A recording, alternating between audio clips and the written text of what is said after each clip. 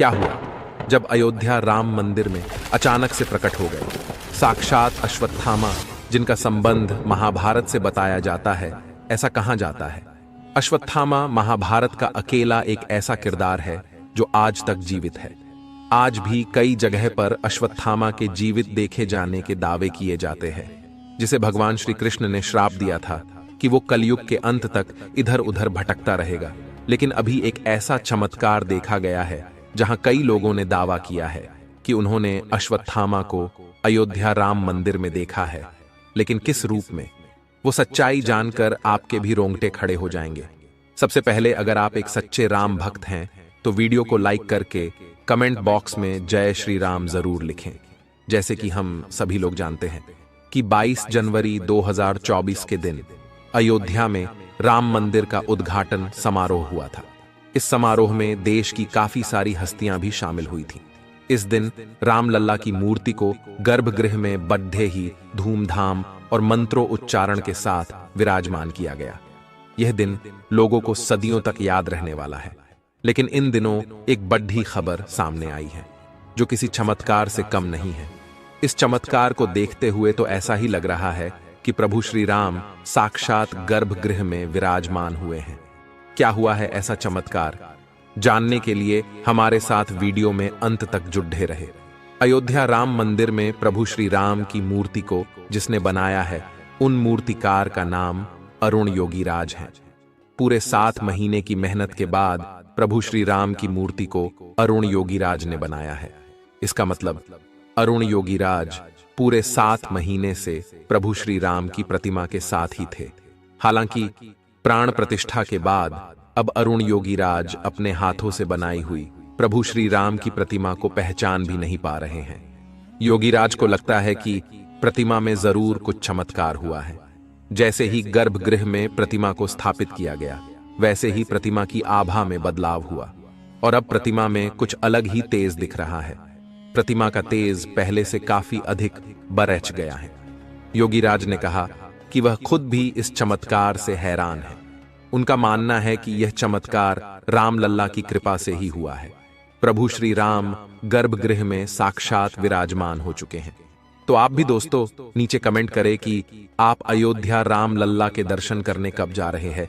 लेकिन सबसे बड़ा सवाल यह है कि अश्वत्थामा आखिर किस तरह से राम मंदिर में प्रकट हुए, जानकर आपके भी होश उड़ जाएंगे। 23 जनवरी 2024 से राम मंदिर आम श्रद्धालुओं के लिए खोल दिया है। लाखों भक्तों की भीड़ जमा हो गई, भगदड़ का माहौल बन गया। लेकिन प्रभु श्री राम की कृपा ऐसी हुई कि सभी भक्तों ने रामलल्ला के बहुत अच्छी तरह से दर्शन किए। पहले दिन तकरीबन 5 से 7 लाख श्रद्धालुओं ने रामलल्ला के दर्शन किए। लेकिन 24 जनवरी को कुछ ऐसा हुआ जिसे इतिहास कभी भुला नहीं पाएगा।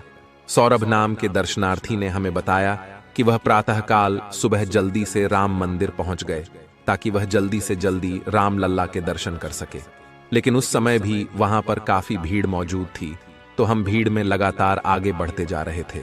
सौरभ ने हमें बताया सभी भक्तों के मन में बहुत उत्साह था। सभी जय श्री राम के जयकारे लगा रहे थे।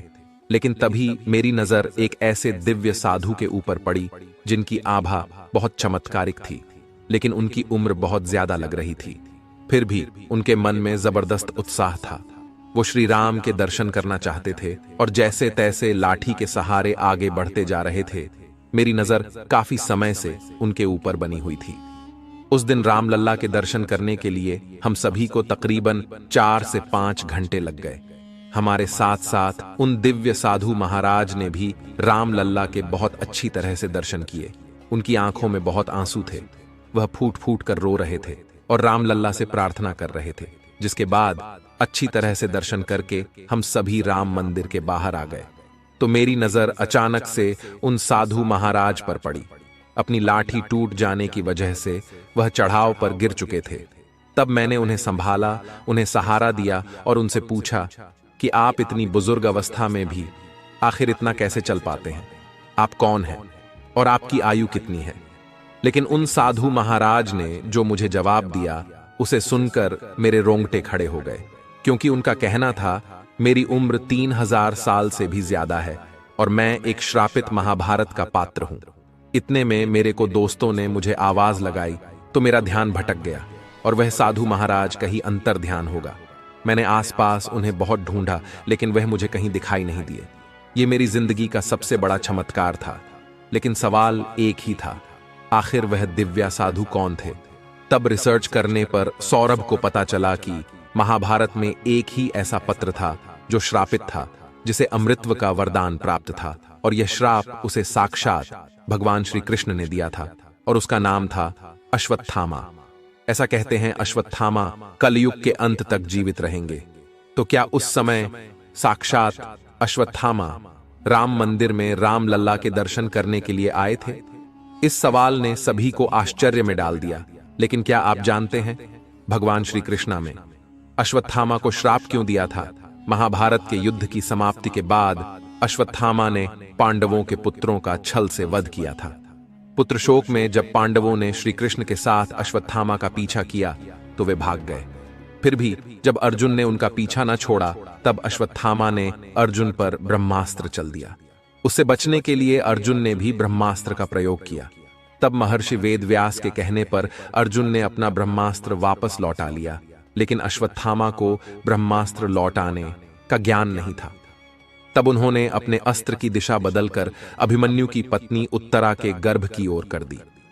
क्रोधित होकर भगवान श्री कृष्ण ने अश्वत्थामा के माथे पर लगी मणि निकाल ली और कलयुग के अंत तक उन्हें पृथ्वी पर भटकने का श्राप दिया।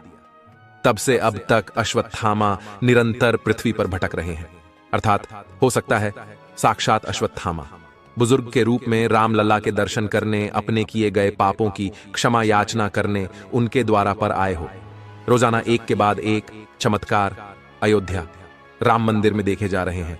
आ गया मैं कोट चमत्कार आपको सुनाने जा रहे हैं, जिसमें किस प्रकार एक 80 साल के बुजुर्ग महिला का पर्स पुनः चमत्कारिक रूप से उन्हें प्राप्त हो गया। दरअसल राम मंदिर ट्रस्ट ने प्राण प्रतिष्ठा में जिन लोगों को आमंत्रित किया था उनमें से एक श्रीधर अपनी पत्नी, बेटे और बहू के साथ कार्यक्रम में शामिल होने आए थे। प्राण प्रतिष्ठा कार्यक्रम समाप्त होने के बाद श्रीधर की पत्नी जानकी, जिनकी उम्र लगभग 80 वर्ष बताई जा रही है, वो प्रभु राम का दर्शन करने के लिए गर्भगृह में प्रवेश कर रही थी। तभी उनका बैग खो गया, जिसके बाद भी बुजुर्ग महिला ने राम लल्ला के दर्शन करने का निर्णय लिया और वहां पर मौजूद सुरक्षाकर्मी से मदद भी मांगी। सुरक्षाकर्मी ने वृद्ध जानकी देवी को गर्भगृह तक पहुंचा दिया, जिसके बाद प्रभु राम की भक्ति में महिला लीन हो गई और प्रभु राम से अपने बैग के लिए प्रार्थना की। राम मंदिर ट्रस्ट के मुताबिक महिला के बैग में 550 रुपए और आधार कार्ड के साथ अन्य सामान थे, लेकिन महिला ने पैसे की फिक्र ना करते हुए पहले राम लल्ला के दर्शन करने का फैसला किया। अब आपके मन में यह सवाल चल रहा होगा कि महिला को बैग कैसे मिला। प्राण प्रतिष्ठा कार्यक्रम में उत्तराखंड के हरिद्वार के प्रेमानंद जी महाराज भी शामिल हुए थे। उनके झोले में वृद्ध महिला का बैग गिर गया। इसके बाद जब प्रेमानंद महाराज अपने आश्रम पहुंचे तो उन्हें महिला के बैग की जानकारी मिली, यानी राम मंदिर में खोया हुआ पर्स अयोध्या से 680 किमी दूर हरिद्वार में मिला। इस घटना के बाद लोगों में चर्चा शुरू हो गई है कि राम मंदिर की स्थापना के बाद राम राज्य भी वापस आ रहा है। प्रेमानंद जी महाराज ने देखा कि बैग में आधार कार्ड और कुछ रुपए है, जिसके बाद प्रेमानंद महाराज ने आधार कार्ड के जरिए पुलिस से संपर्क किया और पुलिस ने उसे वृद्ध महिला को उसका बैग सुरक्षित ढंग से वापस किया। अब श्रीधर इस पूरी घटना प्रभु राम की कृपा बता रहे हैं और प्रभु राम का चमत्कार बता रहे हैं। अयोध्या में प्रभु राम के विराजमान होने के बाद ही अनेक तरह के चमत्कार देखने को मिल रहे हैं। 22 जनवरी यानी प्राण प्रतिष्ठा के दिन एक बंदर शाम के लगभग 5:50 बजे दक्षिणी द्वार से गूढ़ मंडप से होते हुए गर्भगृह में प्रवेश करके उत्सव मूर्ति के पास तक पहुंचा। राम मंदिर ट्रस्ट और भक्तों का मानना है कि प्रभु राम का दर्शन करने के लिए स्वयं पवन पुत्र हनुमान आए थे। राम मंदिर ट्रस्ट ने प्रेस विज्ञप्ति जारी कर इस अद्भुत चमत्कार की पुष्टि भी की है। ऐसा लगता है मानो कई सारी दिव्य शक्तियां अयोध्या में निवास कर रही हों, क्योंकि एक के बाद एक इतने सारे चमत्कार सामान्य नहीं हो सकते।